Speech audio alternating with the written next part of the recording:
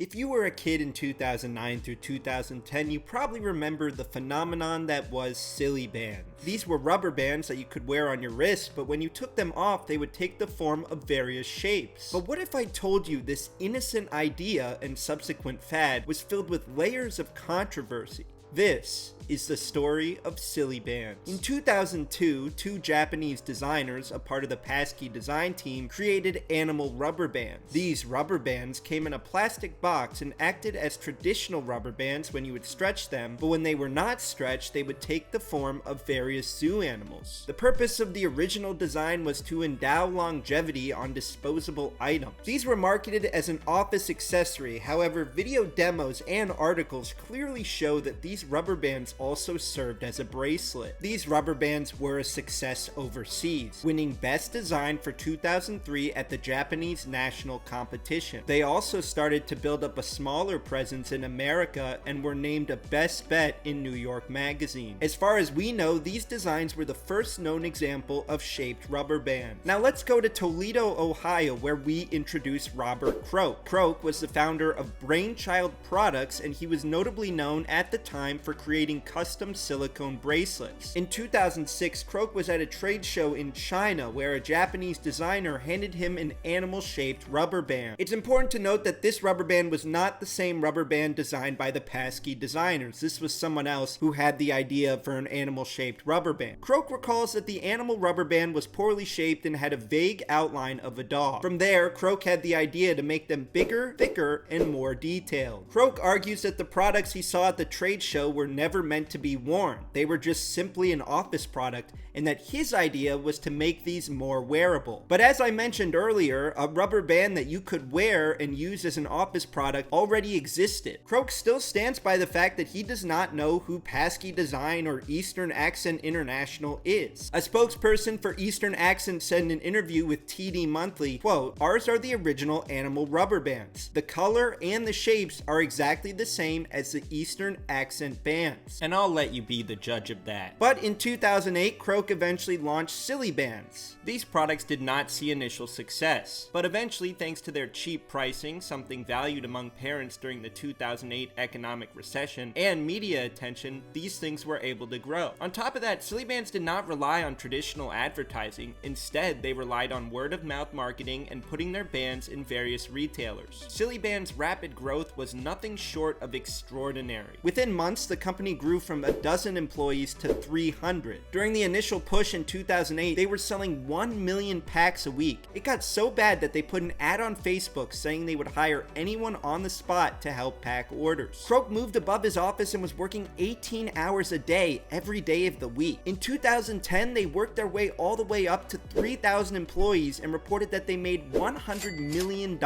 in sales. There was even a Silly Bandz game on the Nintendo DS, which looks awfully familiar. There was even a 2011 movie based off Silly Bandz called Bandz on the Run. Other toy companies saw Silly Bandz' success and tried to replicate it to get some of that sweet, sweet Silly Bandz revenue. I remember as a kid, I never really cared if they were actual Silly Bandz, because honestly, it was hard to tell the difference anyway. I just wanted shaped rubber bands so my friends would think that I was cool.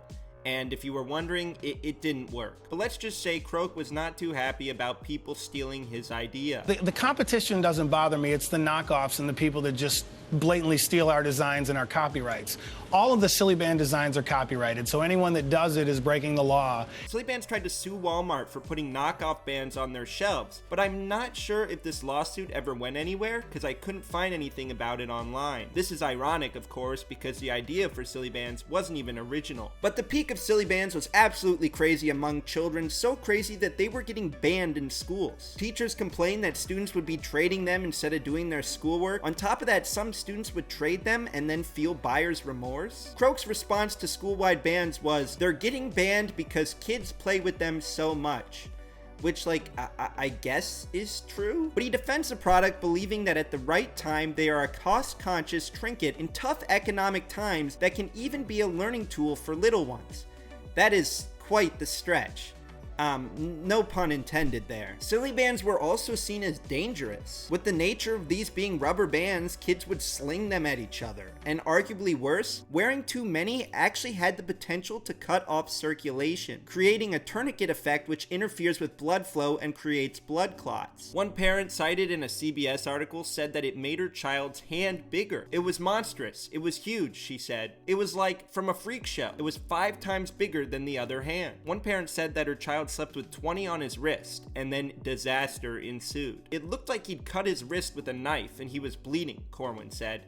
It was pretty bad. After 2012, the craze died down. Croak continued inventing and launching products and investing. Sillybandz, however, did see a bit of a revival thanks to TikTok and Instagram. During the height of the pandemic, Croak released the Sanitizer Bracelet, which is a bracelet that dispenses sanitizer.